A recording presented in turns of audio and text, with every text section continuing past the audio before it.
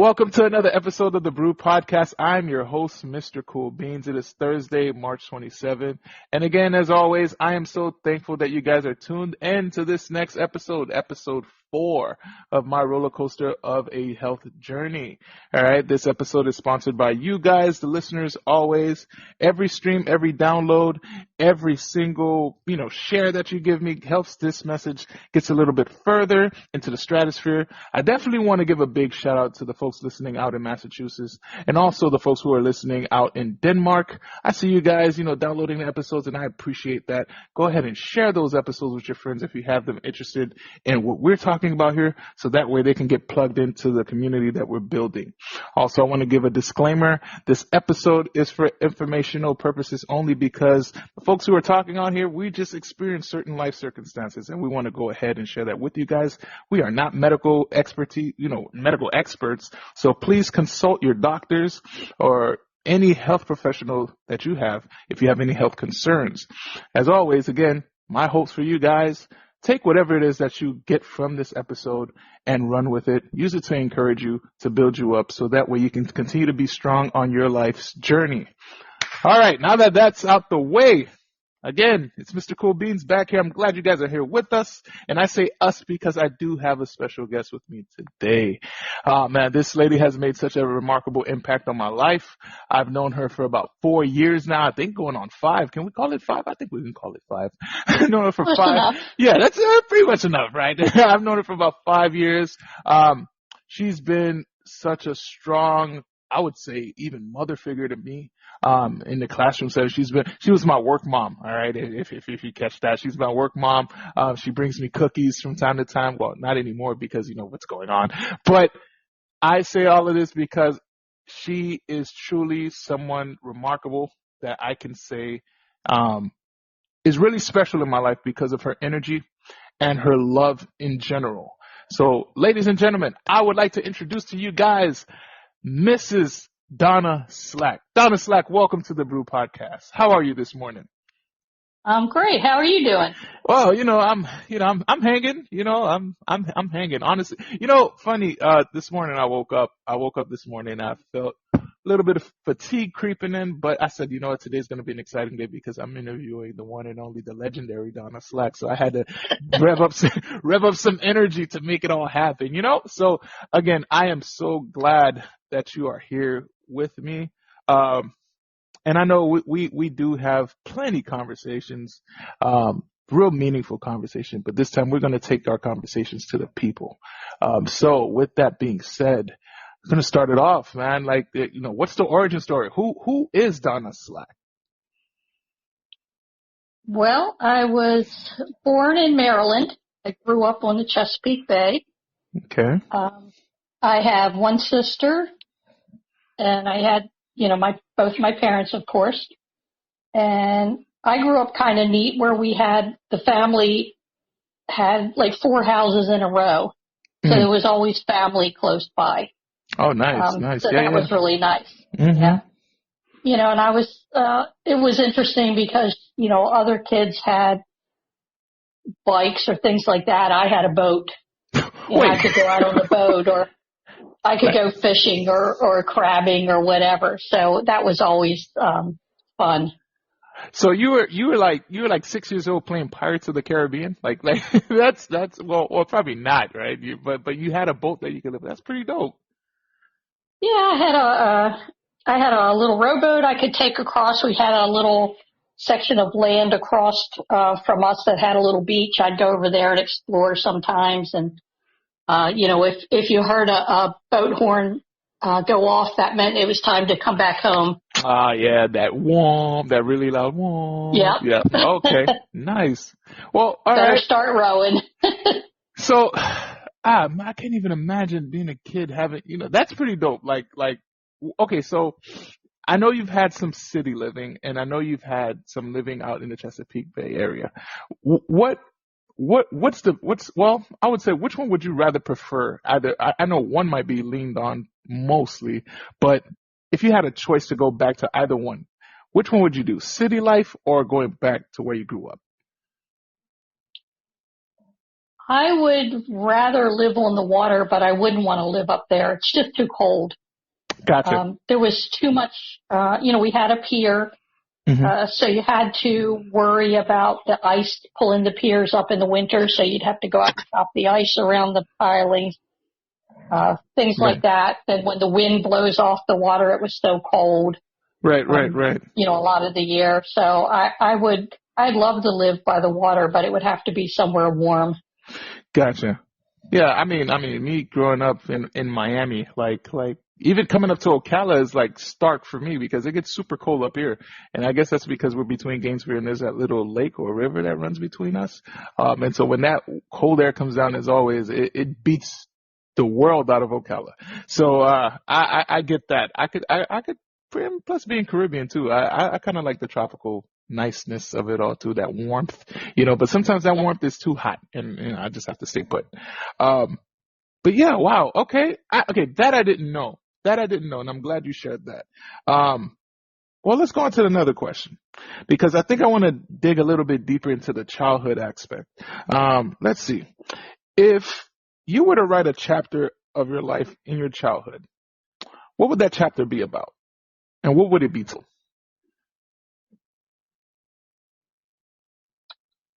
Probably things that I did that other kids didn't. Okay. All right. We had woods across the street, so I had gone in the woods and I would make myself this giant fort. I dug my own little swimming pool in the woods that I lined and would, when it rained, it would fill up with water and I'd play in that. Nice. Had the boats. When I was a kid, we had a family friend that had a construction company, and sometimes he'd have his equipment down the property next to ours. And one time we had gravel delivered for a driveway, and he let me use his front end loader to spread the gravel, and I got to go in the woods and knock down trees and things like that. So that was cool. Lumberjack. And I had an uncle that at about 13 taught me to drive a car, and I worked at a marina when I was a kid, and he would let me drive his car over there with him as the passenger and then bring it back without my parents knowing.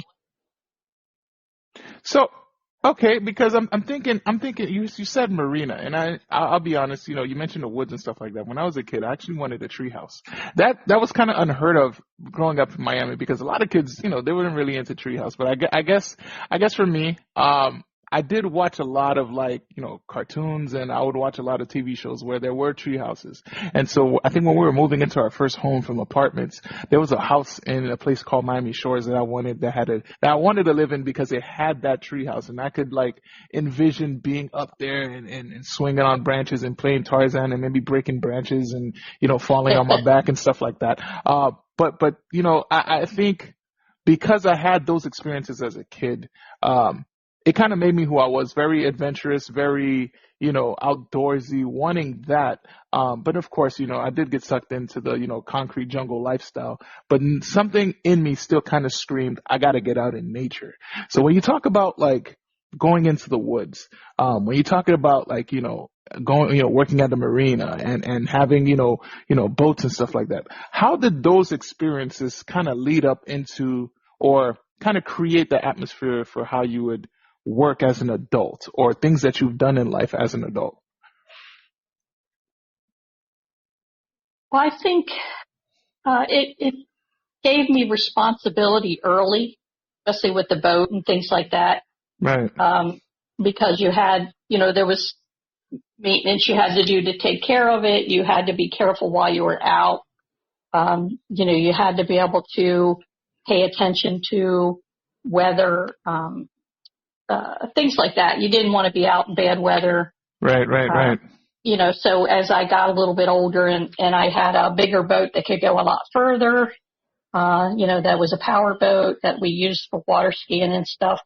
I could go out on my own, go out to We had a Hart Miller Island. You could go out and go swimming, things like that. But you never wanted to be caught in a storm, so you had to always be real mindful of that kind of thing. Right. So I think that makes you cautious, but it also makes you adventurous because there's things, you go places and explore.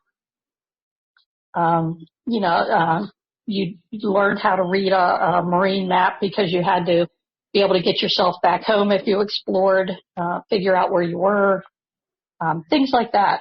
Wow. And how old were you? I'm just curious because it sounds like you jumped from being 6 years old to like 30. So how old were you when you first started getting these responsibilities? I'm curious because I'm pretty sure when I was 6 years old or 7 years old, I think I was just still playing with action figures and watching Power Rangers.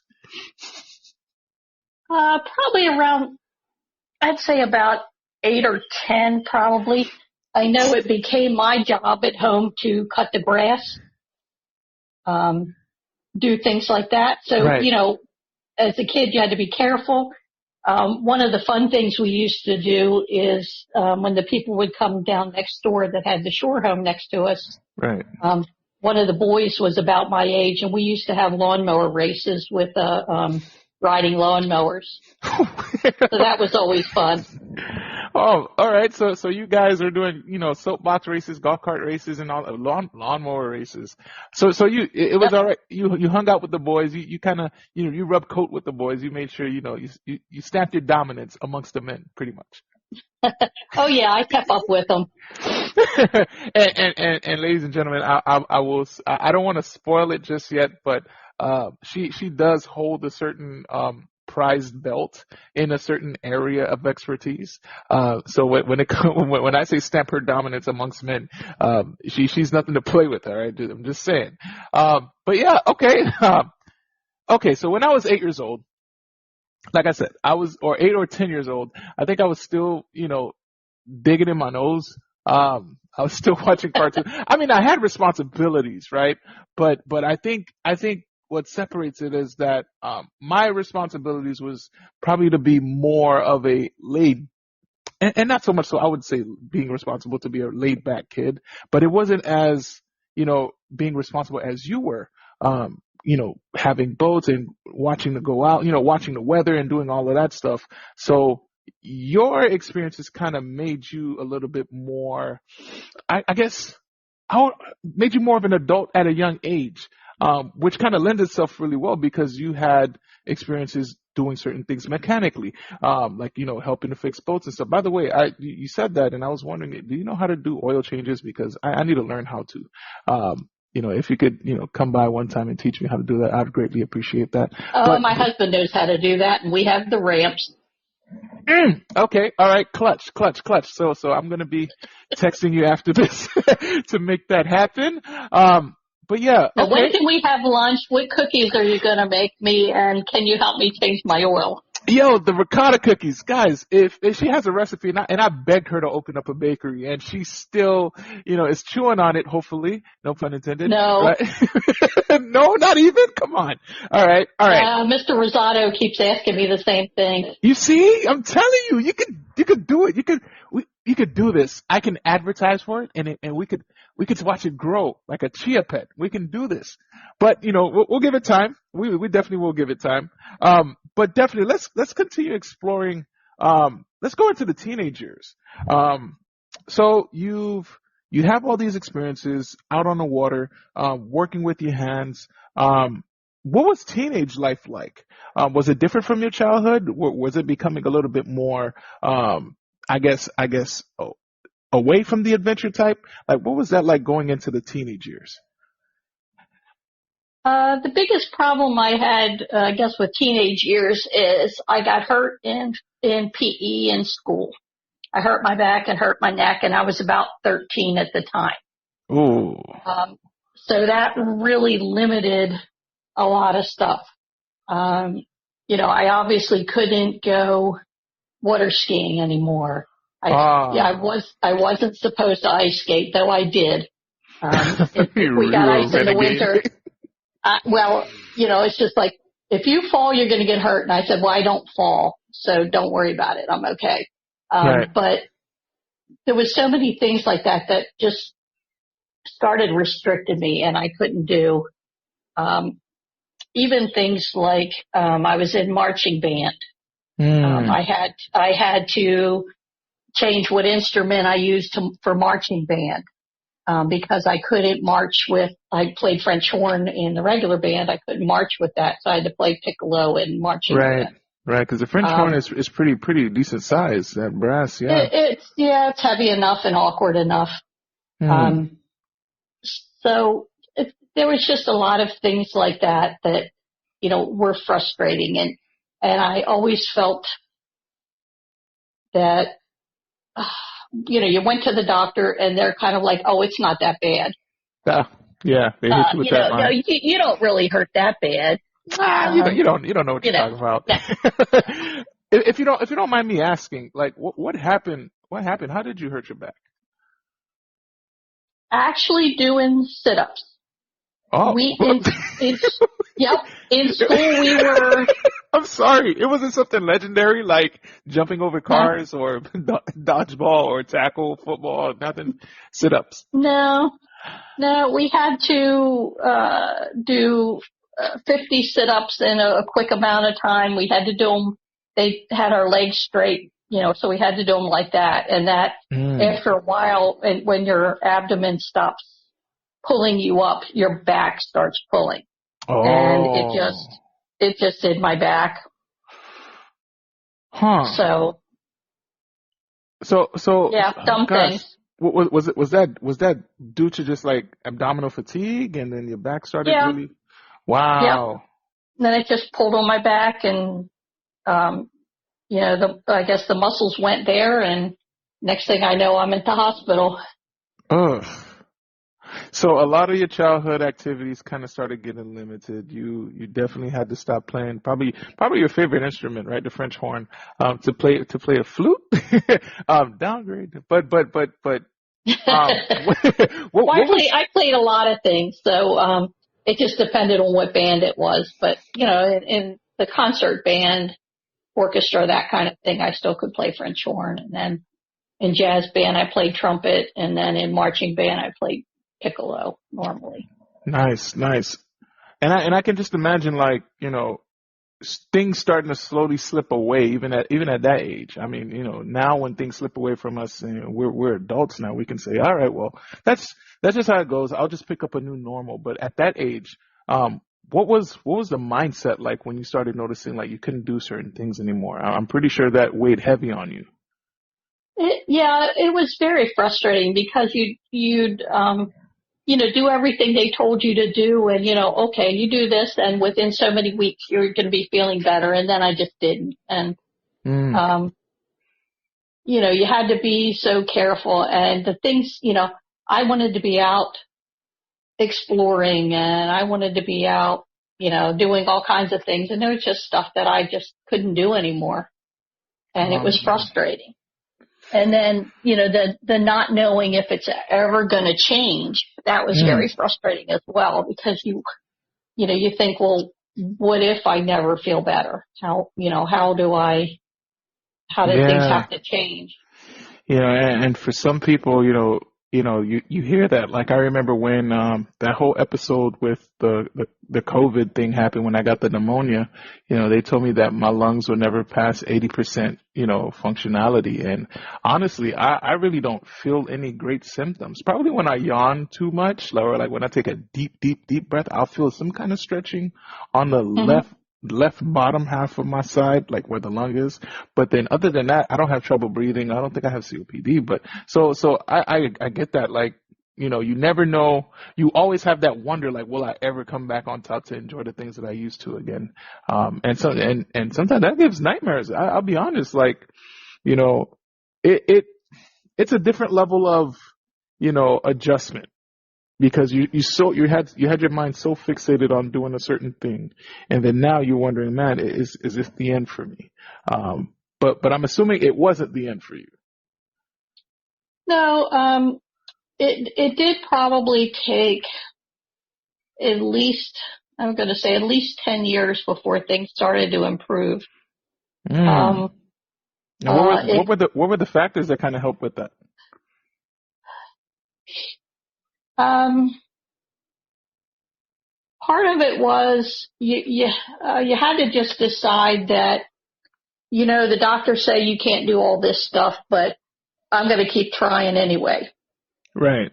That was part of it.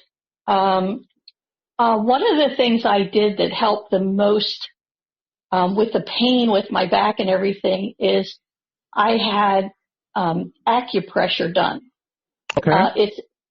It's in the same points as they do acupuncture, except it's them putting pressure on those spots.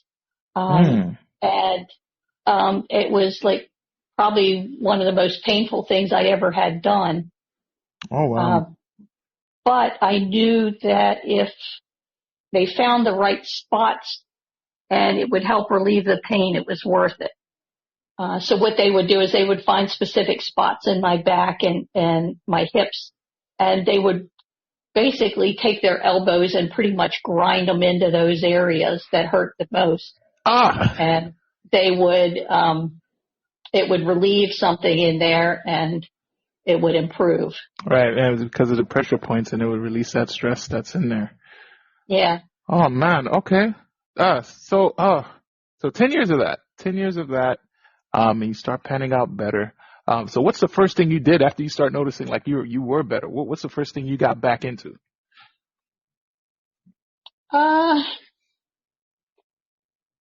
Well, I had a boat. Here we go again. At the time.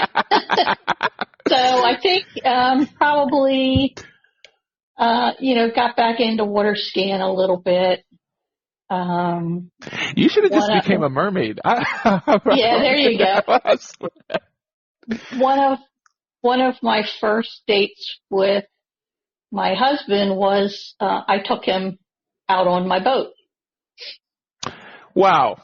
Hey, okay, fellas, look, all right, and sorry to my wife, but listen, if you go on a first date with someone and she takes you on her boat, guys, just get your boating license and marry her. Call it quits. It's over. She got you hook, line, sinker. It's a wrap. Like I like boats. I like boats. I like, going on little cruises and stuff like that. For that to be a first date, that is better than going to a Japanese, Korean chop house or steakhouse. Honestly, I'll be honest, because you're in the water. I'm imagining the water, the atmosphere, and we don't have to go into details of the date, but all right, but sorry, I cut you off. Go ahead. You took him on the boat. Yeah, we just went out, we went out for a boat ride, had fun. We went another time. We had somebody else go with us, and we went water skiing because, you have to have 3 people to go skiing. You need somebody to drive, somebody to watch the person that's skiing, and then, of course, the person that's skiing. Right. So we did that. What's funny, though, is, not long after we got married, I moved more inland, and we sold a boat. There goes the child. Oh man. Yeah. How was that? How was that for you? You didn't have conniption fits or nightmares or wake up in the middle of the night screaming, right? No, that was fine. It was just like when I was a little bit younger, when I was 18, I lived a year on a houseboat, and, when I got rid of that, I was ready. It was gosh. The only memory that I have of being ready to let something go is, you remember when I had my long hair? Like, for the folks who didn't know, I had dreadlocks, like super long locks, probably mid back. 7 years of growing that, and I think I don't know what it was. It was just something clicked. For as long as I've bonded or had that hair on me, because it is a journey to have that much hair, and you have the washing, the retwisting every single 2 months or every month. And then when I finally got to cut it or felt like cutting, it was after when we did one of the field days, and it was so hot, and I just said, you know what? I'm done with this. Shantae didn't take kind to that because she was like, after we've labored with this hair, now you're going to cut it. She cried. I actually made her cut it. And she cried, snot, boogers, everything. And she's like, why are you like, why are you making me do this? But then I ended up liking it because when that wind hit, the back of my head, it felt beautiful. But I was ready. I don't know what it is that makes you ready to do something, but then it's almost just like a click. You say, you know what? It's fine. I can do without. Yeah. Oh, okay. All right. So now you moved more inland. You sold the infamous boat. Yeah. So I guess when you moved inland, I guess Hmm. life started to feel a little bit different in a sense. You're no longer on the bay. What was life like now? What were you getting into after you moved inland? Um, Not a whole lot of stuff at the time because we got married. A few months later, we adopted my husband's nieces, who became our first two daughters. Oh, yeah. Oh, Um, nice. Yeah. and that was not long after we moved into the house. Hmm. Um, And, so then, and you then guys it were just got to be kids. how old? You guys were like in your 20s? Yeah, I was in my early 20s. He Okay. was a good bit older. Okay. All right. All right. All right. Okay. So you're a young 20-year-old mom now, which is doable, especially then in this economy now. I don't know, but that was doable. All right. Go ahead. I'm sorry. Continue. Well, at the time, I was still working too. Hmm. I worked for Baltimore County, where I um, installed and repaired radios that went into police cars and fire trucks and stuff like that. So Nice. I worked at a job there that was all men, and I did that for a while. Snapping your dominance. Yeah. Uh, but then it ended up that it just didn't make sense. We lived so far from my job. It was hard on days when I was on call and had to go in, trying to get the kids to daycare and stuff like that. We just decided it was better for me to stay home with them. And Right. then over the next few years, we had two more kids. So then I was home with all four of them. Hmm. Well, yeah, that's I mean, lucky for me, like, or for us, Brian's daycare is literally within our community, so we do all we have to do in the early morning. Well, I do it now since being out. I would just go ahead and drop him off while she takes the road and head over towards Leesburg and all that stuff. It just kind of works, because there was one daycare I remember asking, over in Mount Dora or Claremont, and I can't imagine having to work at Fruitland to drive down to Mount Dora, then come back up to Ocala. It would have been way too Yeah. much. So I definitely get that. Um, I guess now we can like really jump into you, because as the title of this episode kind of ensues, the quiet strength. Um, I know a lot of people in this life, they don't need to share a story. You can just see it on their face. You can see it in how they move. You can see it how they talk. They've been through some things that have made them a little bit more refined, a little bit more strong. And I want to definitely tap into that. We kind of got the background. You had boats. You worked with your hand. You started fixing cars. Put radios in cars and stuff like that. So you're good with your hands. But then we know that all the good stuff in life don't necessarily stay as long. And sometimes we kind of come in contact with some things that can be definitely adverse and kind of make us question a lot of things. So I guess my first question in regards to that is, what are some, and I guess that's probably one of the things from the minute interview, but what were one of the most challenging times that you can recall that definitely tested you as an individual? Yeah, it would probably, there's two different things. There was one where with my mom. Yeah. Um, my mom we put an apartment in our house up north, when my dad was ill. So my mom actually has lived with us for 27 years. Mm, And, she, was diagnosed with, heart disease, okay. and she did not know, but her doctors had told us that she had about 6 months to a year to live, and that was going to be about it. Um, Oh gosh. so she needed a lot more care at home. She was able to do some things on her own, but she got to the point where she wasn't strong enough to open the microwave or to reach something in the refrigerator or to get a cup out of the cabinets in the kitchen. Wow.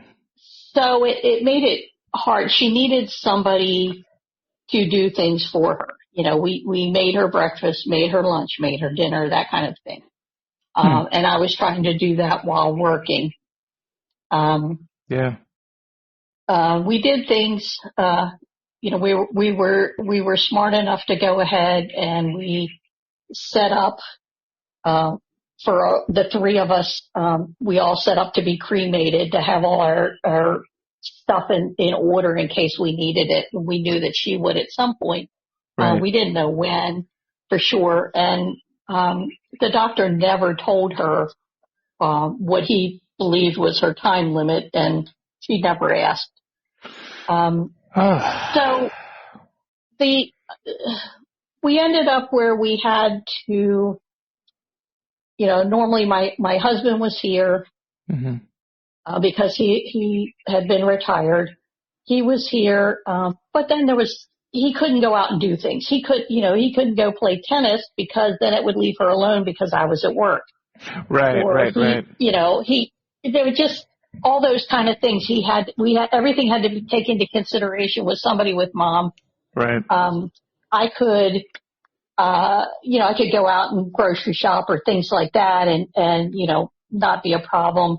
Or sometimes if the two of us were going to be gone, make her lunch up ahead of time and have it on the table for her so she could just come out and eat. Right. But everything had to be based on, what she would need. My sister would come down a couple times a year because she lives in Pennsylvania. She'd come down a couple times a year and give us a break, where we'd have a week or support. So. Mm-hmm. Well, it would give us time for the two of us to go do something, go on vacation, get a little bit of a break, not have to be on call 24/7. Because we knew that, she was there taking care of things. Right. And that part is so undermined, I would say, because a lot of folks don't realize when you're being a caregiver, whether it's for, a family member, like your mom, or even as small as a toddler, it's definitely important to kind of keep the marital relationship intact. Even when you're doing those things, like on the last episode when Shantae and I were talking, we talked about the things that it took to rekindle or keep the relationship intact. And, we found that it would have to be, and it's probably because we at the time didn't have a lot of family members. I mean, we live in Ocala. Everybody else is in South Florida. And so we would, end up having to sneak time to do certain things. Like Brian, whenever she had a time off, when we had a time off, we would drop Brian off at daycare and we would take those times to do the things that we needed to do, to be husband and wife at that point. Right. And that is so essential because a lot of times we get so hands-on with being caregivers that the relationship gets neglected. And if we don't make time for that, here comes, frustration amongst, the husband and the wife, and, we don't spend time with each other. And the friendship, I would say, not so much so the marital, but the friendship that we have with each other would probably wean itself, from what it could be. So, I'm definitely thankful for even those times. And even now that I have, my dad here, and his wife, they can kind of look out for Brian, but it's still always pivotal to have folks who kind of come by, especially if you're a caregiver, to let you take a break, to take a break. Yeah, it really is important because I know for us, the, 24/7 worried about this person. Sometimes it would be, it was very much like having a kid in the house again, like a young child, because, how parents are wired where the smallest sound you hear and you're up and you're halfway to their room before you even know you've stood up or that you're awake. Mm-hmm. It was the same kind of thing there. You hear a noise. It's like, oh, is she okay?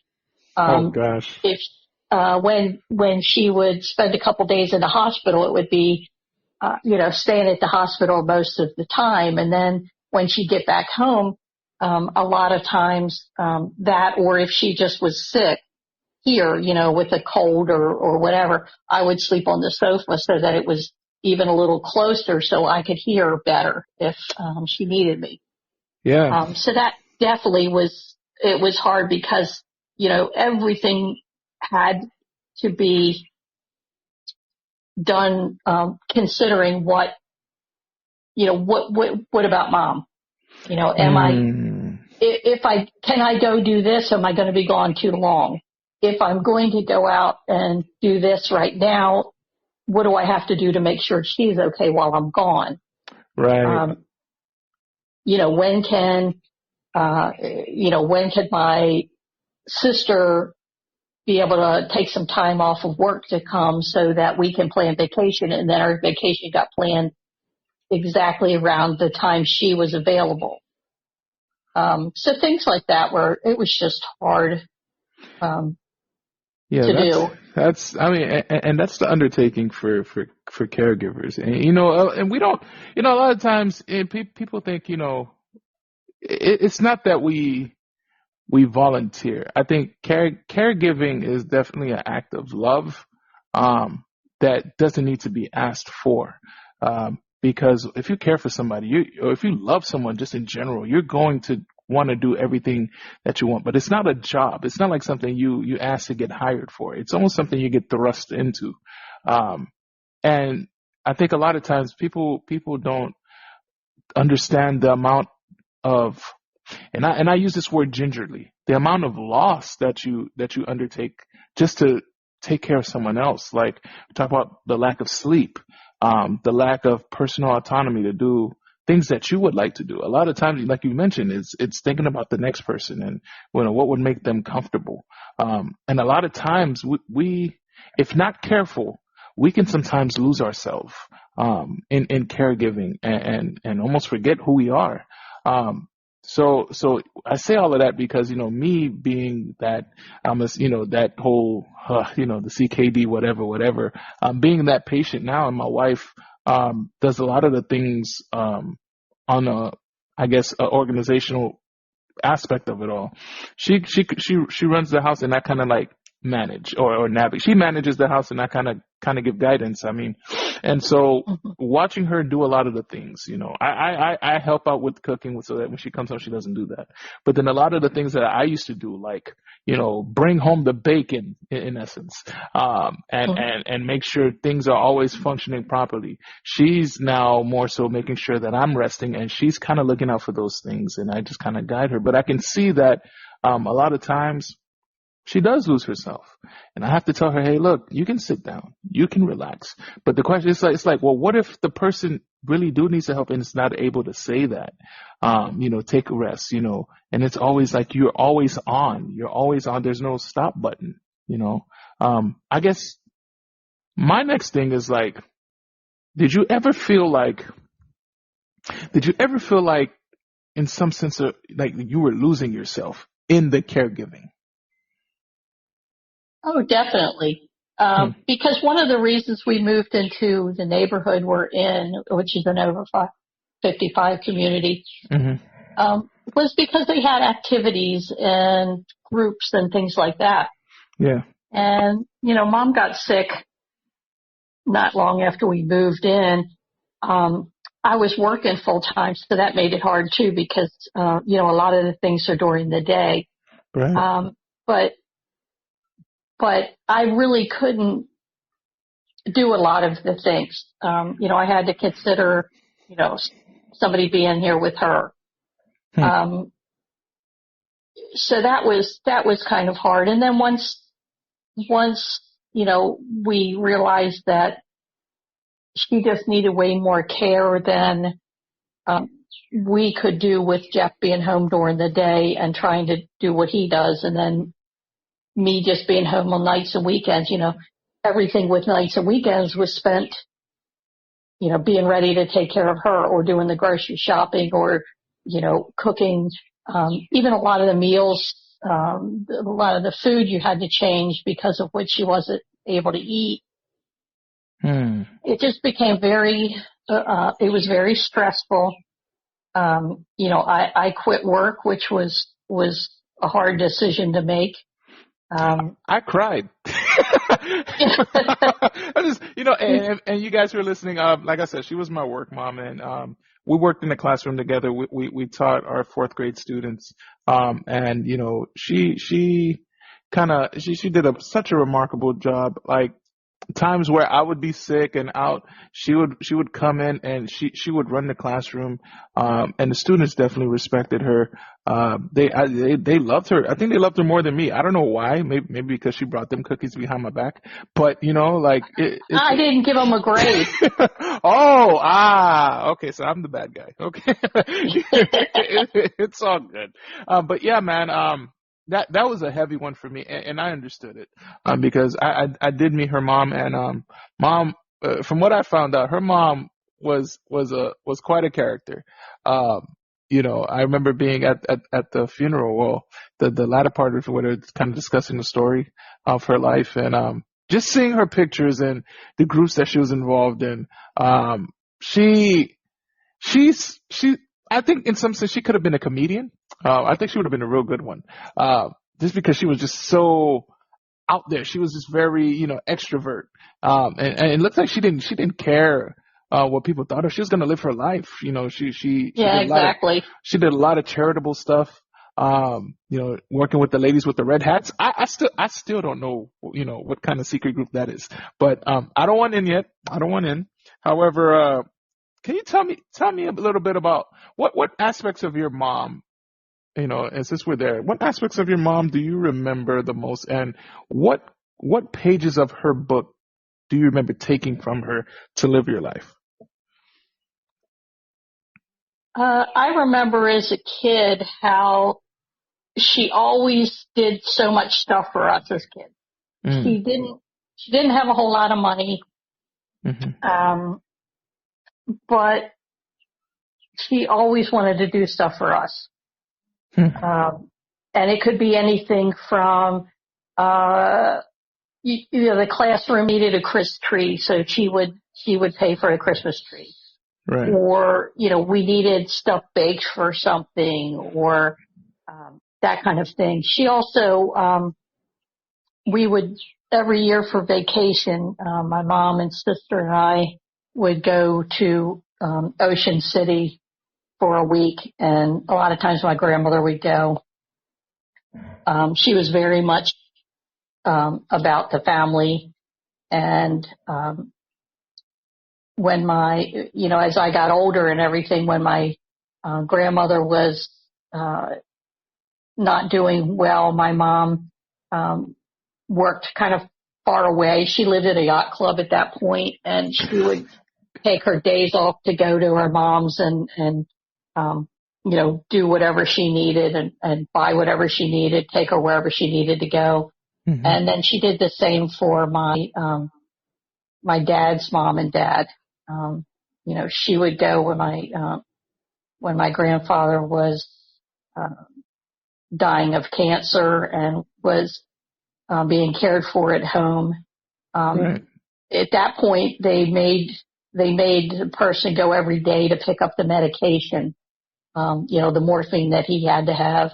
Right. So she would drive up every day just to get his medication and make sure that he was, as comfortable as he could be. And, she did that for her. Then she, took care of my other grandmother as well. And, it fell on her, even though there was other people in the family. Wow. Okay. In the same line of caregiving, and we talked about taking breaks. Do you recall, I guess, seeing that level of giving your mom a break and being a caregiver given to her, despite the fact she had folks around, maybe? Or was it more so like, I want to do this, you don't have to help, I got this? A lot of times I think it was more of, I'm the only one that's going to do it. So I just have to do it. It's not an option. I think that she would have liked to have had more help.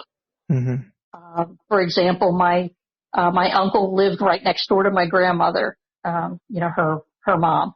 Mm-hmm. And, she still was the one that would have to drive an hour and a half to come and do stuff for her. Wow. That hurts. And yeah. And I think a lot of times that's how families are. You know, I've got a friend that goes out of state to take care of family members, yet their brothers and sisters, you know, live within a mile of the person they're having to go to take care of. Oh, you know, that was her mom. You know, I think. Yeah. I think we all, I think we all have a duty, and it's not necessarily, you know, law to do this, but it's almost enshrined on us that, you know, for the person who took care of us, we always want to show that we can give back. I remember, you know, with my mom, who passed away in 2016. You know, funny enough, this April 20th is going to make it 9 years, since she passed. And it still hurts like it was yesterday.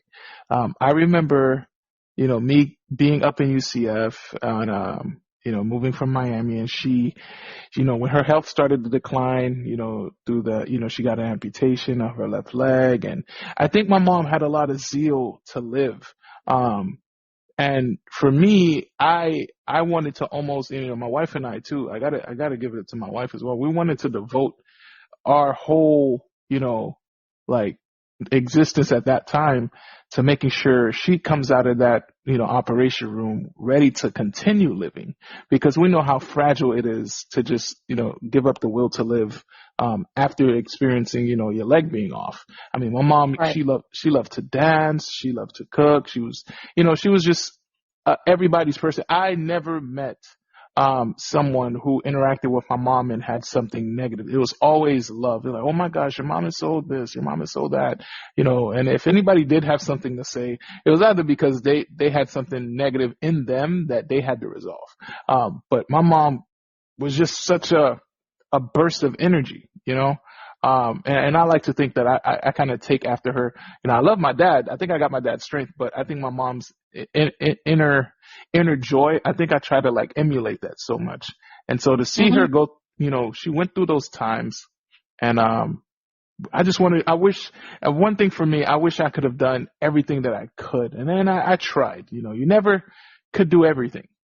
You know, you never could do everything, but you try to do everything.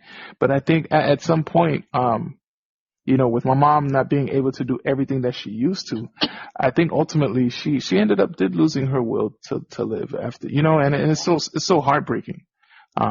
Because now that, you know, I have my toddler, you know, and he I'm pretty sure he would have loved to meet her. Yeah, I bet he would have. Mm-hmm. So, and the whole family thing, you know, someone, you know, yesterday I made a post and someone commented, you know, it's one thing to feel isolated by people, but you can be around family and still be isolated, you know, and I always say, you know, it's always, family is just a title, you know, we can be related, but it's the relationship that matters.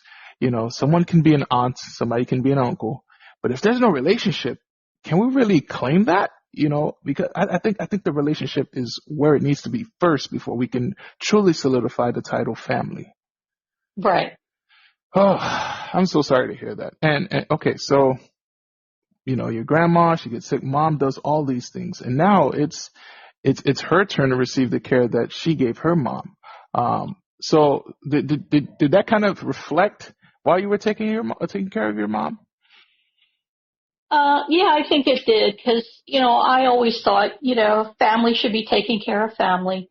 Yeah. I really wish that there was a way that the government could help with that. You know, in my case, you know, I quit my job. I was not old enough to take retirement yet from, you know, for Social Security. I was months later, but I wasn't at that point. Right. And then I had to pay my own medical cost. So, you know, it was very expensive for me to quit work and stay home.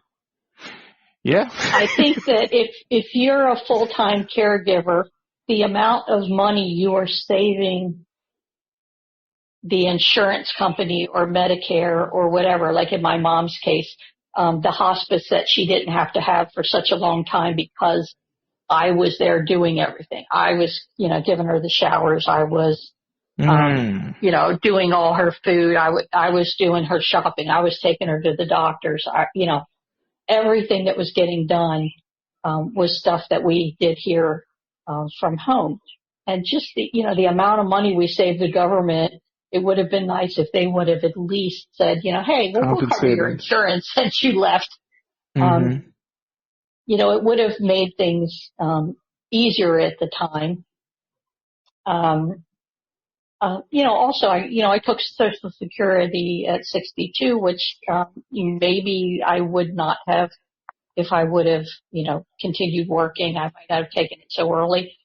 Right. So that will affect what I get the rest of my life. But, the important thing was that I wanted to be sure that she had the best chance to live the best life she could.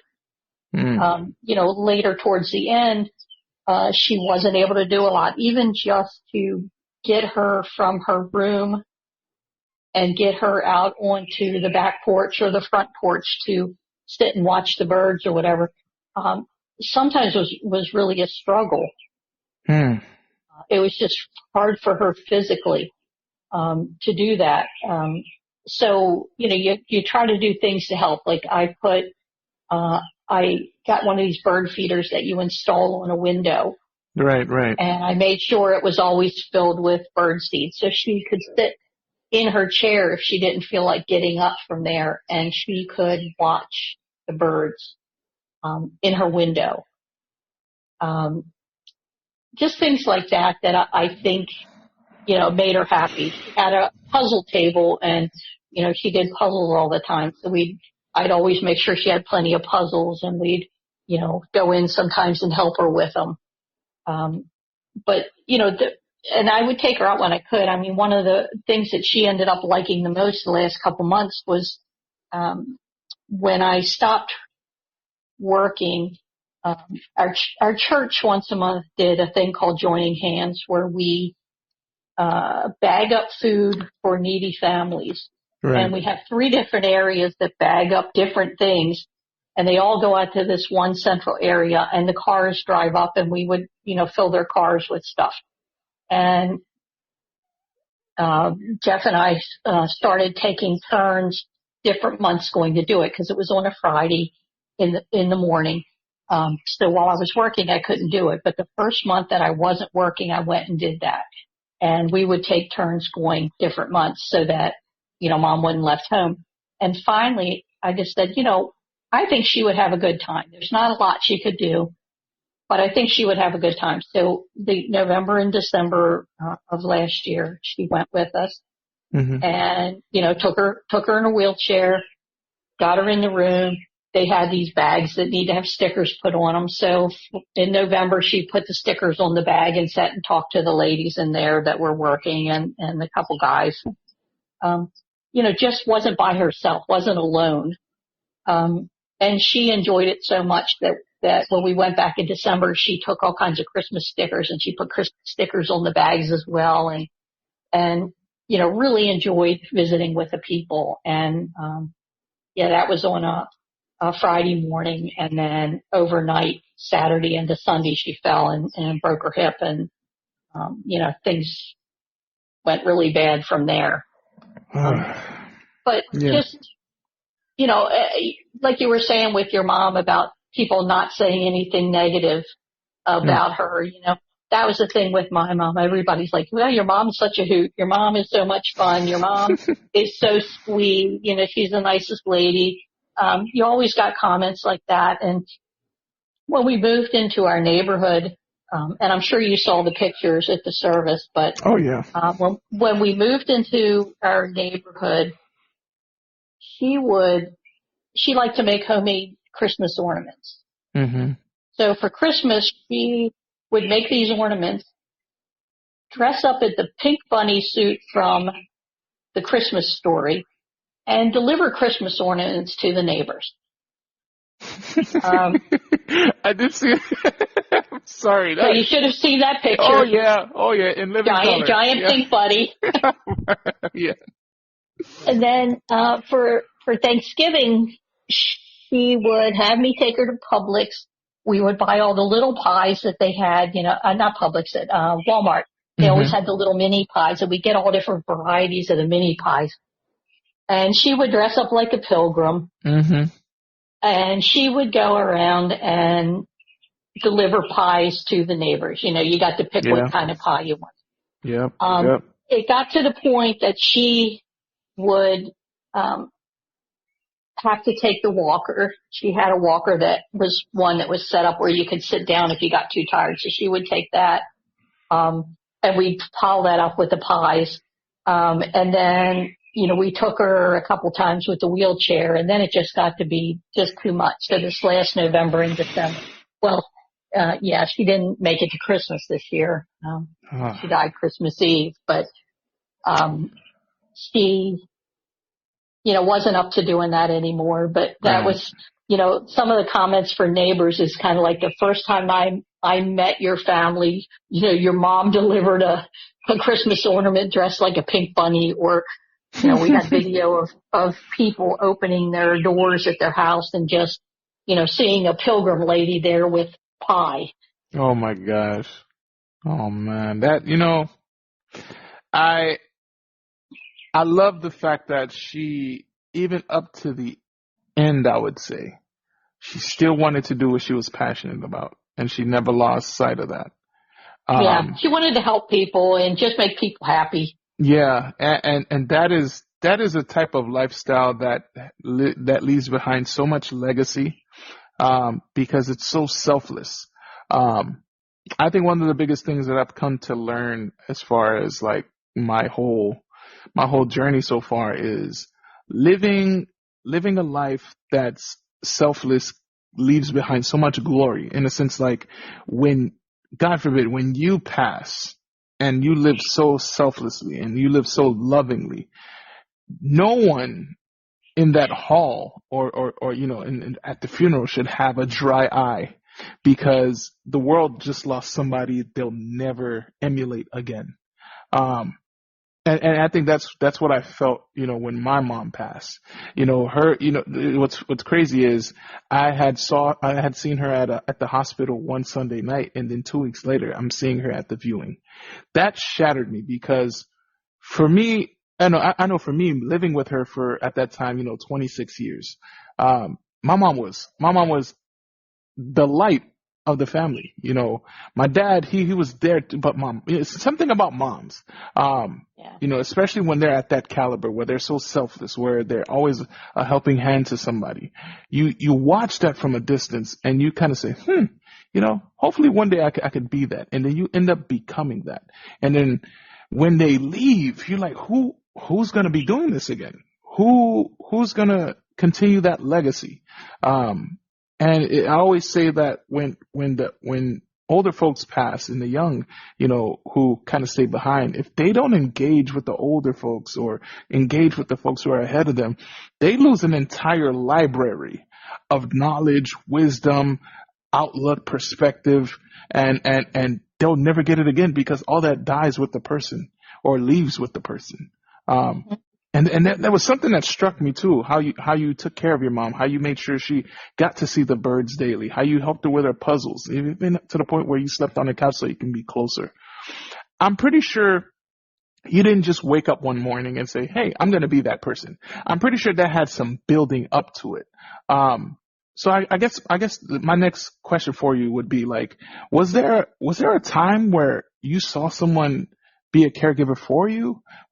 Did you have a situation that happened that kind of, modeled that for you, in the sense of you being sick, and then like somebody came and did everything for you so that you could do it for someone else? Well, a lot of it was just watching my mom with her mom and also her mother-in-law and father-in-law. I guess the other part was my mom, when I was pregnant with my son, I had a lot of complications. I had 4 months of bed rest We had at that point adopted the girls. So we had, they were 4 years old while I was pregnant with him.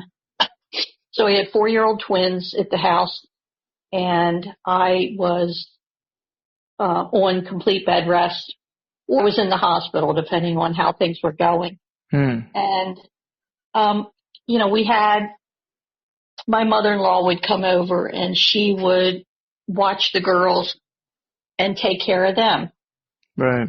When my mom came over, they'd like split the duties, I guess. She was there a couple days and then my mom was there the rest of the time. When my mom would come, and grocery shop on the way. And she'd do all our grocery shopping. When she got there, she'd do all the laundry. She'd do stuff with the twins. But she made sure that I was fed. She would come and keep me company. She took care of things. When my husband got home from work, she'd say, just sit down. I'll take care of dinner. She was cleaning the house, doing all this stuff. Right. I appreciated the fact that my mother-in-law came and kept the kids busy, but, I was supposed to not get out of bed except to go use the restroom. And I would still have to get up and make my own lunch. Things like that, because she just played with the kids all the time. Right. So, but with my mom, she came to take care of the family, not just the kids. When Jeff would get home, when my mother-in-law was there, she'd say, "Okay, you're home. Now you're on duty." And, yeah, like a part-time. Yeah. Yeah, and it's kind of like, no. When my mom was there, she made sure that, Jeff came home from work and she would make dinner. And kind of give him a little bit of a break because, he was stressed. He was tired. He was worried about me. He was worried about the baby. And everything worked out well. But he ended up only being 4 days early, but it was a very stressful time, but she was there for me. And I know one of the things that it bothered her a lot that I had to do so much to take care of her. And it was very hard on her to have to accept that care. And she knew how much it took out of me. But every time that she'd get like, "Oh, you ought to put me in a home," or, it'd be better if I wasn't here. I would just say to her, "If you were able and I needed somebody to take care of me, would you?" And she said, "Of course I would." And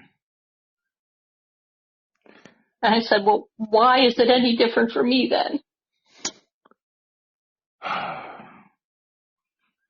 I'm sending you a virtual tissue right now. Yeah,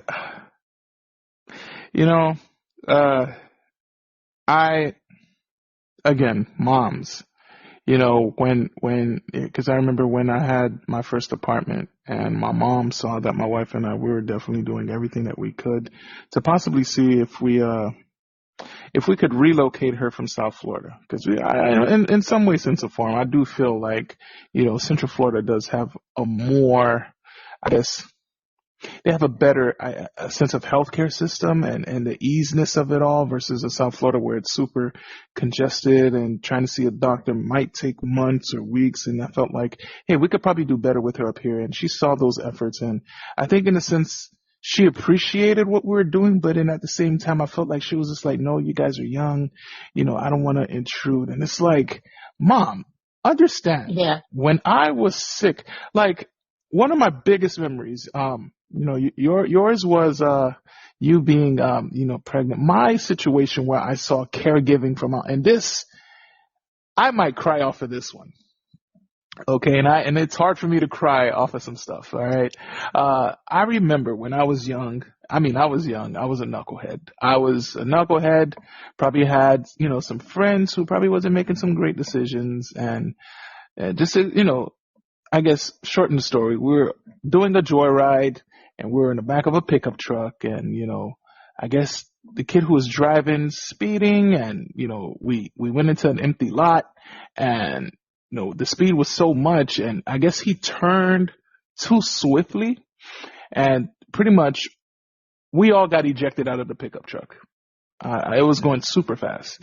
And I mean, I had all kinds of, body damage. I had 3rd-degree road burns all over my back. I had hair, so then I had patches on my head. My ears were cut open. Some serious stuff. I had internal bleeding. I had hairline fractures on my right foot.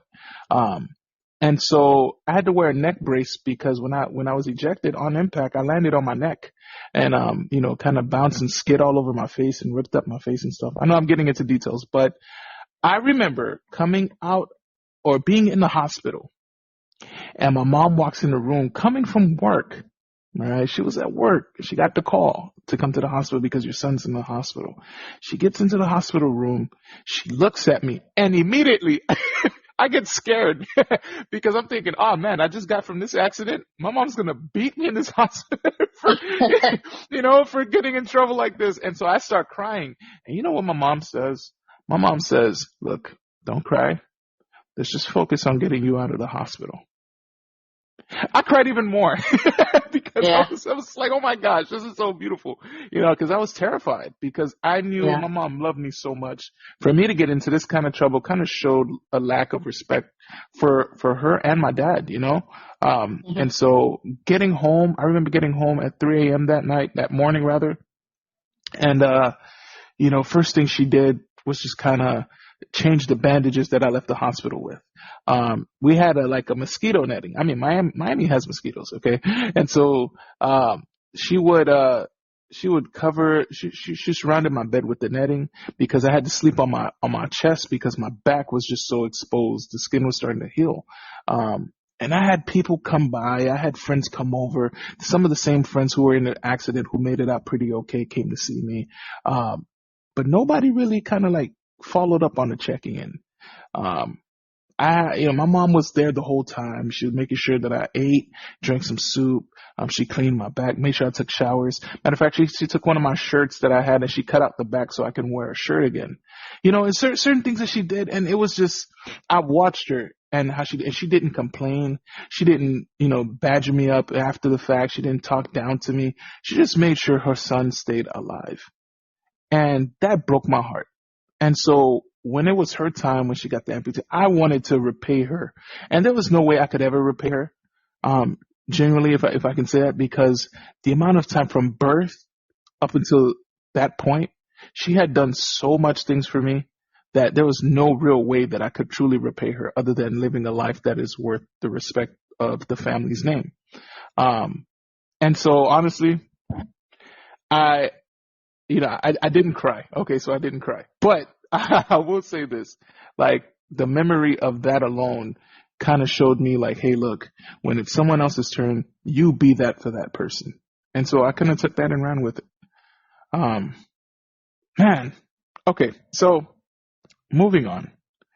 I guess in general, if we can say the things that kind of helped to make you stronger in this life, and I'm sure there's plenty of things.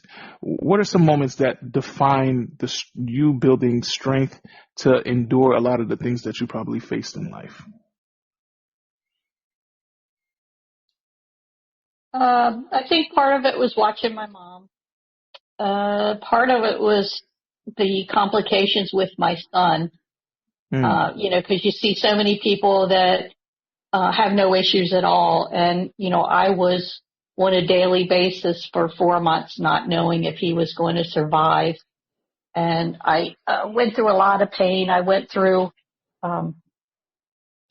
lots of problems, a lot of time in the hospital. That made, I think, a big difference for me. I think that when he was born, I might have appreciated having him more than a lot of people do, just because of that. And what I hope is that every time, my kids have seen me do things for other people, how they've, seen me take care of my mom, how I've been there for them if they need it.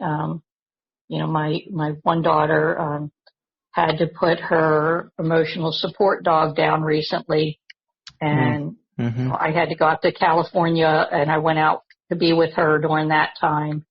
Then she had to have some major surgery, and I went out again.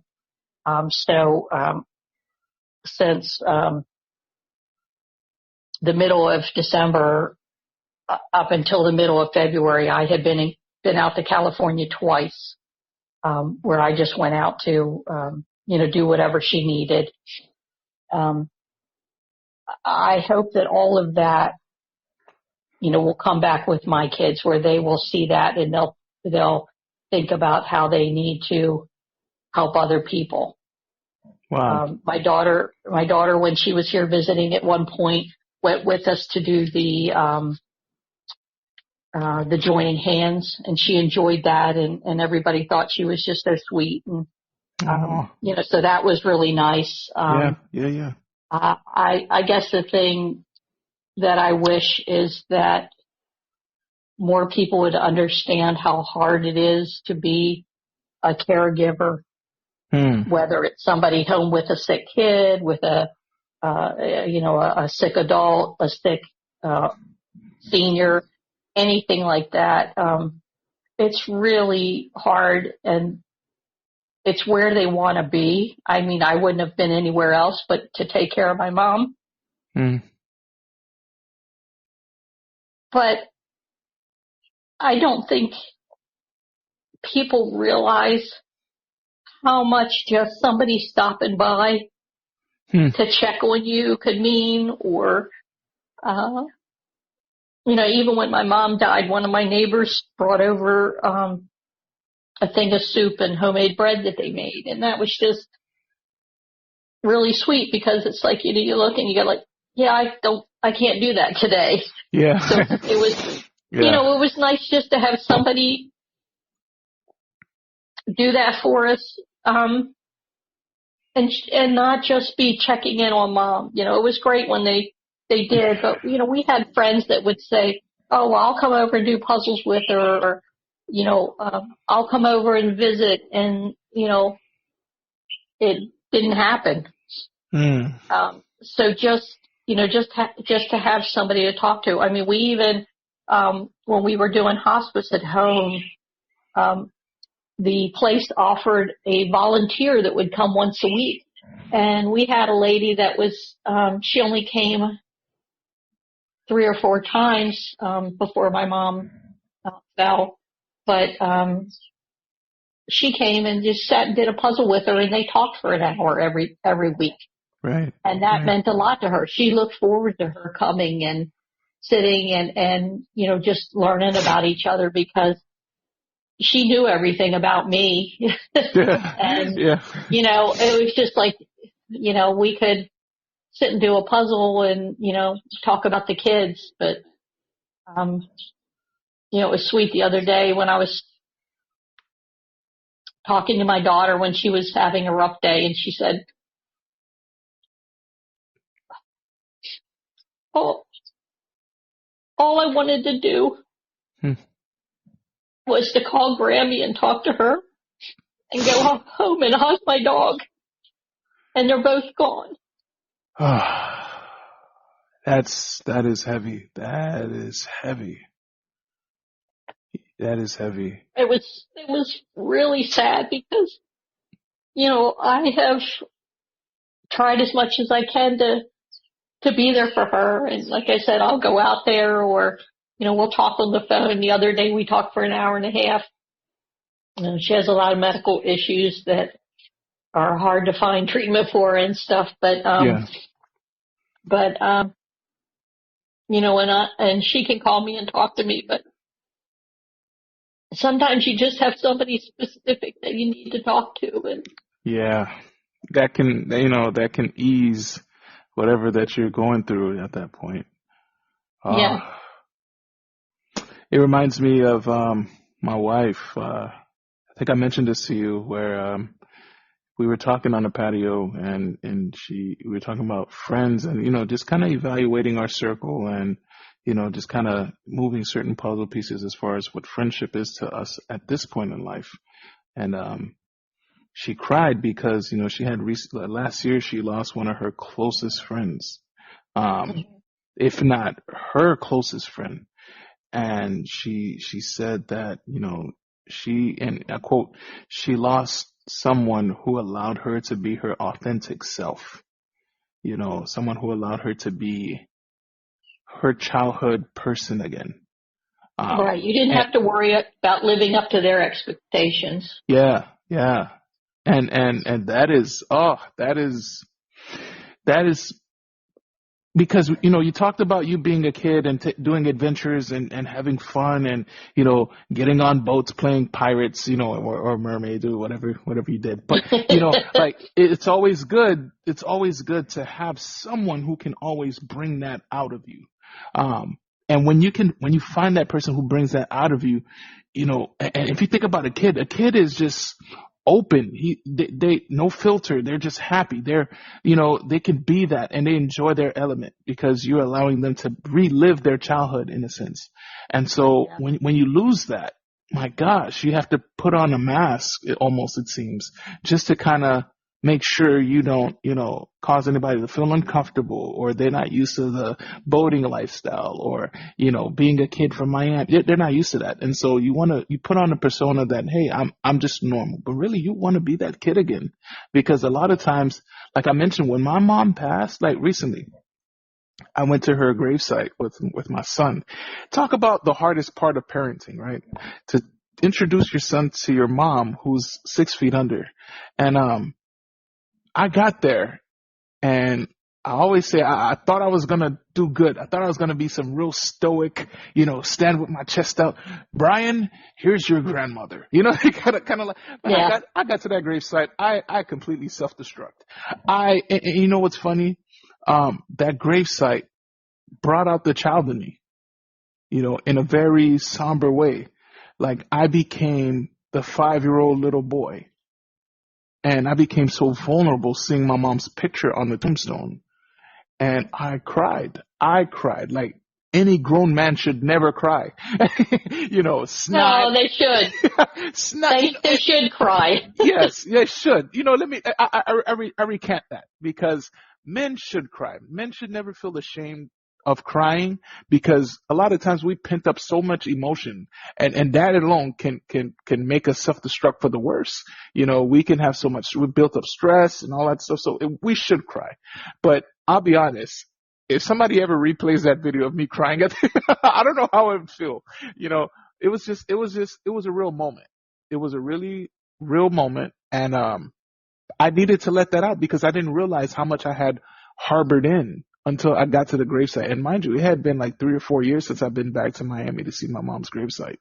So it was pivotal, that I do that in front of Brian too, because I think that modeled manhood. Like it's okay to cry. And he cries all the time now. So I don't know if it was a good thing or, but anywho, we did dive into a lot of, strength building moments and what it means to be caregiving. Now that, things are kind of like, I wouldn't say things are mellowing down, because grief is always like a wave. It comes and it goes. But now that life has become a little more slow paced for you now, has happiness tried to come knock at your door yet? It's trying. You got a whole gate. You got a moat. Yeah. It's the things like, you notice that it's 8:15. Well, I should be making her a bowl of ice cream. Or, the one day when Jeff was talking about going to our son's house, and I said, well, I'll stay here. You go ahead and go and have fun. He goes, well, you don't have to stay here. You can go with me. And it's like, oh, yeah. I can go. Yeah. Yeah. So I think there'll be some good things happening. Mm-hmm. We, we're planning a cruise for May for our 40th anniversary, which our anniversary is not until August, but, originally, our son was going to be going with us on the cruise, but because, they found out afterwards, after we were setting things up that, they were having a baby and she won't be able to travel at that point. So, yes. But, we had originally set up for my sister to come and stay with my mom and all that stuff. So that all got canceled. Mm-hmm. I think that I will start maybe feeling a freedom that I haven't had in forever, because it was always work or the kids or Right. mom or something that needed me to be, in one place. So I think that we'll have a little bit of freedom for being able to travel and stuff like that we want to do. So I think that will be good. I put all my energy after my mom died. Since we had her cremated, her service was much later than when she died. It was almost 2 months later. Mm-hmm. And I put a lot of energy into her service and making sure that it was just right and something that she would have loved to attend from the other side. But, hey, that was important to me. And then I've been busy since her service was over. My daughter-in-law's baby shower is next week, and I've been putting a lot of effort and time into that being just right for her, and that's helped keep me busy. Keep my mind on something else. That's really important. Right. You were talking about friends. You're one of two people that I feel comfortable talking to about anything pretty much. And then, my best friend that lives in northern Florida, she was calling me every day, are you okay? Do you need me to come down? At one point, after mom died, and I felt like I really needed to change her room, because I couldn't stand looking in there. Right. So I felt like, okay, I've got to do something. I've got to be busy. I've got to do something. Why don't I just change the room? Why don't I just go ahead and, sort through everything and just get that done? And, she came over and spent 3 or 4 days here, and, we took clothes to the rescue mission that I had taken mom to one time. It was a thrift shop for a cat sanctuary, and I had taken her there, and they had a kitten that was there that they were hand raising because the mother had rejected it. And they wrapped it up in a blanket and gave it to mom, so she sat there and held it for a while. And so I donated her clothes to that place. And then we had another place that was we were at once, and they lent out medical supplies, and somebody came in for something and they didn't have what they were looking for. So all of her medical stuff, her wheelchair, her walker, everything went to them so that they would have some things to loan out. And we had a nursing home up the road that mom had a lot of books she read, like 2 books every 3 days. Right. And we had started getting her the large print books, and she loved a series of books called Love Inspired that was mysteries or love stories or suspense, but they were all Christian based, so they weren't inappropriate kind of things. Gotcha. And she really loved those books, and she had read thousands of them. And the ones we still had at the house that were the large print or the puzzles that were, the bigger pieces all went to that nursing home because we knew that the people would be able to do them, and they loved getting that stuff. So she helped me with going through that stuff and getting it and taking it there and delivering it, and made it a little easier for me, because to do it on my own, I think would have been really hard. Yeah. And I didn't realize until she was here and we were doing that how hard it would have been to do on my own. Wow. Yeah. So, she's always been there for me for anything. She was one of my karate instructors. Yeah. Hey, guys. Her and her husband owned the karate school. Guys, remember when I mentioned she had that belt? Yeah. Talk about first degree black belt. All right. This one right here. So if you see it in the streets and somebody, gets an argument with her, just call the ambulance for that person. All right. That was funny with school because, I haven't practiced in such a long time, but it was really funny because, kids would give me a hard time at school or something. And I'd go up to them and just real quiet, I'd just whisper to them, "You do know I have a black belt in taijutsu, don't you?" Whoa! And they would turn around and look at me and they would just go, "Yes, ma'am." Woo! Yeah, there we go. I'm putting my shirt in my pants. Yeah. Didn't have to yell, just real quietly, just remind them, hey. Okay. Yeah, and I need to mention this, guys. When my kidney ruptured last January and I was at Tampa General, guys, Mrs. Slack came through with a book of dad jokes and some cookies and some kombucha and some letters from students and some good vibes.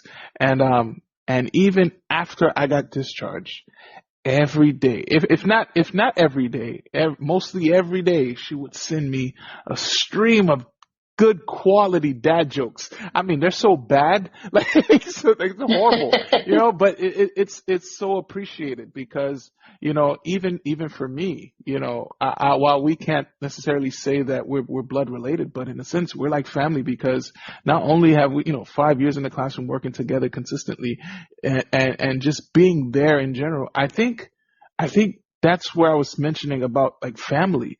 Like it's not even the title. It's not whether you're cousin or uncle or aunt or, or I'll even say even mom or dad. It's the relationship that bonds that makes a family member. So it's funny that sometimes you can have somebody who's not even related to you and they're more family than folks who are blood related. So again, if I haven't told you already, and I think I told you like 10 million times, but I'm going to say it again on this podcast. Thank you so much for those times. I mean, that really made me feel like my life mattered in a sense. Like you cared that much to make sure that I still kept that same energy of smiling and cracking jokes and being goofy. That inner child, you kind of kept that going. So I thank you for that tremendously. Oh, you're welcome. Yeah. I'm glad to do it. I think yesterday was the last joke she got. I don't think I've sent any today, but I think I sent you some yesterday. Yeah, no harm, no foul. I know I'll probably get them later on, but no worries on that one. Well, the nice thing about that, at that point, you know somebody's thinking about you. Yes. Maybe I'm not calling to see how you're doing or something, but you're going like, hey, she thought about me today because she took the time to find these jokes and send them to me. Yeah. Oh yeah. And I think sometimes that's all you need. You just need to know the person's thinking about you, because then at that point you could be like, I'm having a rough day. I think I want to call them and talk to them. Because you never know when somebody that you do something like that for. I don't know when I send that joke to you if you are having a bad day or you're having a good day. And just getting that, you might go like, I really need to talk to somebody, or I need to talk to her, or, you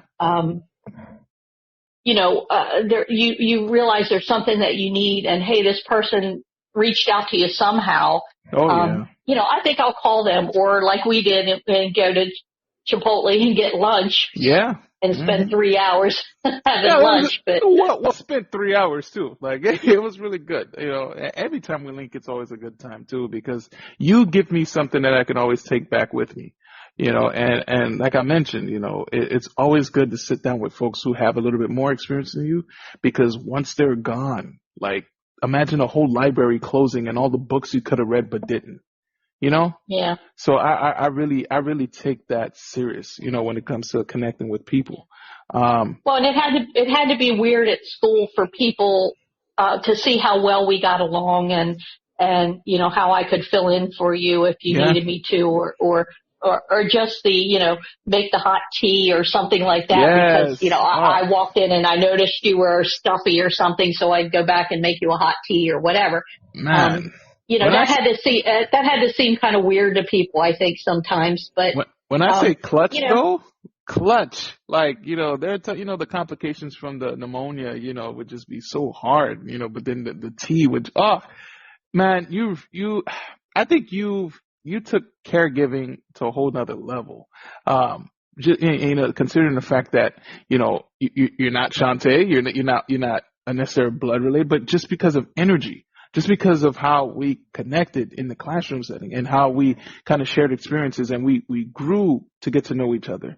I think once you reach that point, when you see someone that you know and love is in trouble, you're going to do whatever it takes to make sure you help in the situation. Not necessarily make it all better, but just to help, and I appreciate, you bringing that up just shows the depth of how much I appreciate, just you being a part of my life in that sense, and again, I can actually say that, the story that you're telling about your mom, I can see you emulating a lot of those things. So you're spin off the old block when it comes to your mom, So again, thank you for that. I guess fulfillment is a word that's used when someone has accomplished something grand, or something, monumentous in the midst of, whatever they had to face. When it comes to all of the things that you went through, the things that you saw, the different experiences that you have, no matter how happy or sad it made you, do you feel like there was a sense of fulfillment in any of that? Yeah, especially with taking care of my mom.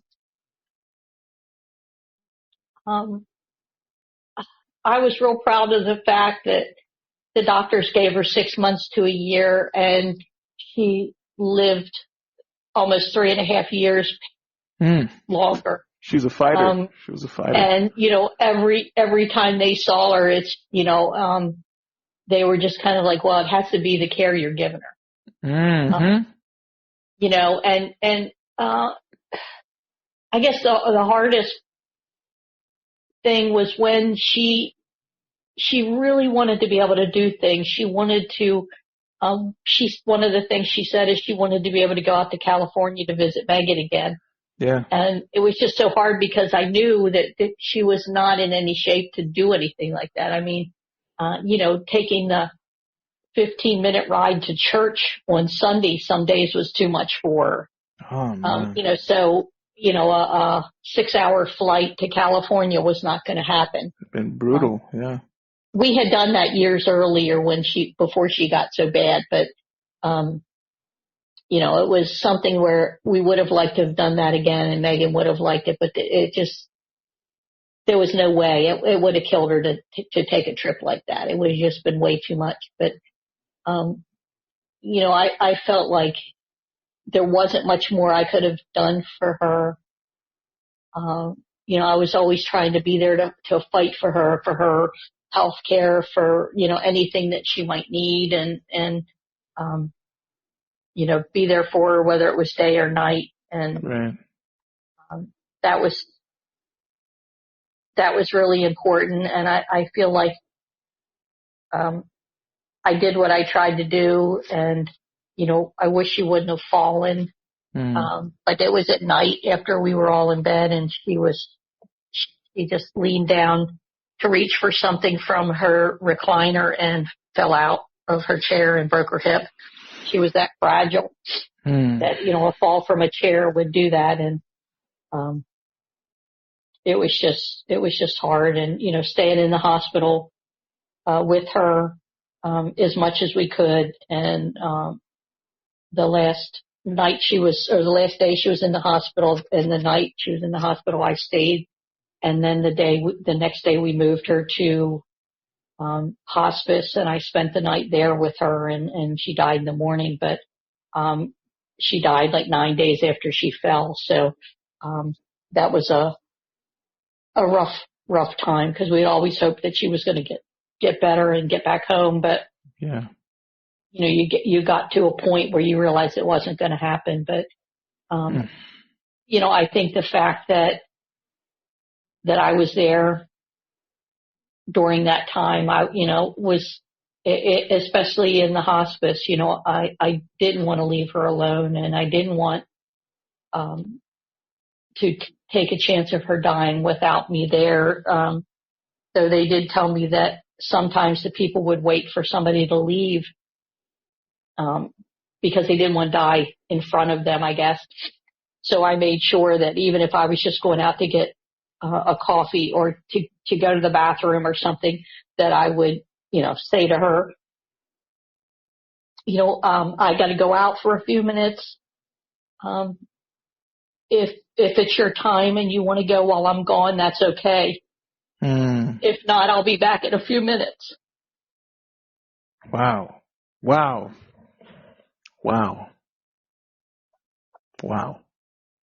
That is heavy. That's heavy, because it's almost that you're agreeing to their departure in a selfless, not selfish manner. Like, because you're probably seeing her pain. And I feel like Yes. you're seeing that, and you say, hey, look, if you feel like it's time to go, to come face to face with that reality, and just to express those words as if like, hey, look, I understand if you want to go now. Like, I don't think I could muster that much strength to say that, especially to someone that I love. But for you to do that, I can't even imagine how much weight that was to get those words out of your mouth. That hits me. And at that point, by the time they moved her there, she really wasn't conscious or anything. And, so I knew that she probably could hear me, but she couldn't respond at all to me. So, that was my way of letting her know it was okay. I didn't want her to feel like, if she didn't want to go with me being right there, I didn't want to put that pressure on her. I wanted her to know it was, I knew that it was about time, and if it was easier for her to leave without me there, that was okay. And if she wanted to wait until I was back, that was okay. And we were actually there in the room. The funny thing was that when it comes that it's just going to be a couple hours at the most, the hospice calls in a pastor just to come in and be with you. Right. And the funny thing with that was that the pastor came in and he told me his name, and he sat down and he goes, I understand your mom's here and her name is whatever, she, gave her name, and it's like, yeah. And he says, well, tell me a little bit about her. And I was telling her about how much she liked puzzles and she liked books. Mm-hmm. And he said, wait a minute, is that Dot? And I said, yeah. How do you know? And he said, when we had one 5-day period of time that we took a respite care where we could take her to a facility, and at that point she was still able to get around with her walker. Mm-hmm. We took her to the facility, and she spent 5 days, and Jeff and I got to go away for a couple of days without my sister having to come down from out of state. And come to find out, he was the pastor for that facility. Wow. So he would go to her room every day, and they would walk around the halls to give her a little bit of exercise. Or, when they had one day that was nice, they went outside for a while, because it was kind of cold and dreary. Most of the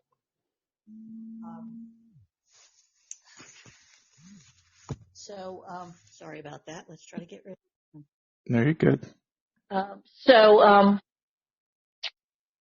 He said that they would take the walk around the hall, and then they would come back to the room, and she'd say, "Do you want some chocolate? If you have chocolate, I can have chocolate." And, so they would share some of the chocolate that we had packed for her, and,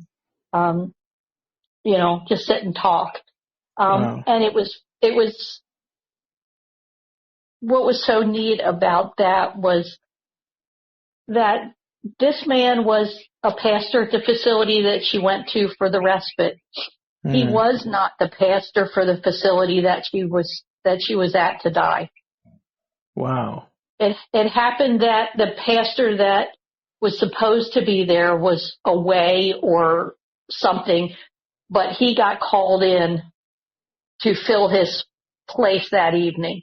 Right. Wow. So he happened to be the one that was called in, and he knew Mom. Wow. And that was very cool because we were able to talk about different things that she had shared with him over that 5 days she was there. And so he knew her. So when he was praying for her, it was meaningful. He knew her. It wasn't a stranger. Yeah. And we were standing there by her bed talking, and Jeff was there, and and the pastor and I were talking, and we were just having a normal conversation about her. And I remember her rhythm of breathing changed. And I just stopped and just turned around to watch her. And I said, "That's not right." Right. And she only took another breath or two, and then she was gone. But it ended up being such a comfort to have that person there that knew her. Yeah. It wasn't just Jeff and me there, and the hospice nurses. Right. Now they were great, and anybody that would ever need something like that, the people were amazing. Because in the hospital, they didn't want to give her pain medicines because they were afraid she would, might cause kidney damage or whatever. Right, and it's right. like, I don't care. She's hurting. She's not doing well. Just stop her from hurting. And with them, they're kind of like, nope, we don't care about her. We aren't going to intend on her getting better. We know that there's no way it will happen. Oh, we gosh. want her to be comfortable. And, they came, when she got there, they cleaned her and they got her comfortable in bed. And, they just were so sweet with her. They'd come and talk to her. They put lotion on her arms, and they would, give her pain medicine. Right. She was never awake at any time while we were there, but they just were so sweet with her. And then we went back a couple weeks later when the same ladies were working, and we brought them dinner from Olive Garden. Oh. Just as a thank you, because, being such a hard time, it just made such a difference having somebody. First of all, they knew what to expect every step of the way. They said, because this is happening, this is how much time's left or whatever. And all they cared about was her comfort and my comfort. Right. And whatever we needed. And in the hospital, I couldn't even get a doctor to come and talk to us half the time. And that was frustrating. The frustrating part. But, the hospice people were just amazing. What's the name of the hospice location, by the way? Well, it was the Cornerstone Hospice. And she went to the one in Tavares. Okay. They have them in a lot of different areas, but there was one in Tavares, and that's where we took her because she was in Leesburg Hospital. And right. The thing that bothered me the most, I guess, out of everything with taking care of her is that it wasn't until we got to the hospice house that they gave me a pamphlet that said, these are the things that happen, like up to a week before somebody dies, or, within a day of their dying, that kind of thing. And it kind of laid out what to expect. And so many of those signs we were seeing in the hospital, but since I couldn't get a doctor to come in and see her and tell me that, I guess I was still holding out hope that she was going to make it through, improve, and be able to, because they thought that after the surgery, within a couple of days, she would be in physical therapy. But she was having trouble clearing the anesthesia, and they thought that I was, if I could have had somebody come in and say to me, yeah, we can't do any more for her. But because they're so wanting the money, they wouldn't do that. And that was very upsetting, because I would have taken her sooner to the hospice, and they could have given her medication, because I know, the last few days in the hospital, she was in a lot of pain, and I wish that I would have known at that point that there wasn't any hope, because I would have moved her sooner and let her be comfortable, even if that, meant that, she died a day sooner or she lived a little bit longer. I just wanted her to be out of pain, because at that point I knew there was no hope. I just wish I wish the hospital would give you something like that, so you'd know, that there's nothing more to do for the person other than let them die respectfully and without tubes and without the pain. Big shout out to Cornerstone Hospice in Tavares. It's always great when you find like a care team or just even folks who work at hospice that really care for patients, or even people who are soon to depart. And we could talk about, hospital lack of care, or even primary lack of care, but I think that's a whole different conversation. That takes forever. We could burn so many forests down with that one. But I guess one of my biggest last questions, and just landing the plane gingerly, and smoothly, because we did navigate a lot of emotions on this one.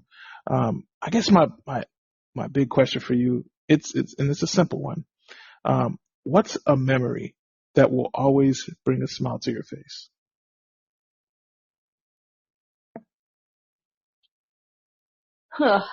There's a lot of them. I know. A younger one when I was a kid would have been when, for Christmas, my mom redid our bedroom, and, new carpet. We put in a fish tank, did all kinds of things just to make it really special for us. Cause that was something that, how did she get all that done? And then, the other things would have, been things like, watching her with the kids, how much she loved the kids and, our kids. And, she was excited that my son and his wife were going to have a baby. She died before they found out that they were having a boy. She would, have loved to go into the shower, but, just thinking about her with the kids and, her in her pilgrim outfit and her in her, her bathing suit cover up that looked like that's the woman with a skimpy bikini and, just the things like that you wouldn't have expected from somebody in our 60s or 70s or 80s to do. And, but, I guess the main thing is that, I think we gave her the best life that we could. And, we gave her a huge party for her 90th birthday. We had a small thing on her 89th because they didn't think she'd make it to 90. She pioneered through that. She was 91 and a half when she died. So, they're the good memories. The bad memories are when she was in a lot of pain and you just would do anything to take it away, and there's nothing you could do. But it's, it's the same as you are with your own children, that, when they're hurting, You feel it. you would take their place. You would, do anything to take the pain away. Right. Oh, Donna Slack, Mama Slack, all the nicknames in the world. I thank you so much for just having this conversation with me and sharing it with the world. Like I said, there's so many things that we can glean from being a caregiver or hearing someone who's been a caregiver, and even folks who have different experiences that we can take with us to encourage us and how we should live better as a people that genuinely care for others. You've highlighted so many different things that we all can, I guess, attest to in our own lives as well. And I know that took a lot of strength and courage, even to the point where, if tears had to be shed, so be it, because these are real emotions. So I thank you so much for having this conversation with me. I thank you for just your time. We've pounded out a whole close to 2 hours, just chatting it up. But this was good. This was really good. Yeah. If nothing else, I hope people will realize that caregivers feel very isolated, and they're very tired, and they're very stressed. Emotionally, it's hard. Right. And whether somebody's a caregiver or somebody is ill, or can I stop over? Hey, how about if I pick up ice cream and come over for a while? Just something. It's kind of like once you're not at your job or you're not as visible, a lot of people forget about you, but that's when you really need people. And, yes. And I know with my daughter, she said a couple times, sometimes I think my friends would be more understanding if I had cancer. Because they look at me and think I look healthy. Yeah. Can't understand. So I think I wish people could put themselves in the other person's situation. Ladies and gentlemen, that was Mrs. Slack closing off with the thought that she wishes that other folks would place themselves in other people's shoes so that they can understand the magnitude of the situation that they have to navigate daily. I do thank Donna Slack for her time, for coming on here to share her ideas and perspective on what it means to be a caregiver, to love someone to the end, to even trying to find the strength to continue moving on after you've endured so many different things and are probably dealing with so many other things and trying to be happy in the midst of it all. This truly enriched me, and I hope that it enriched you too.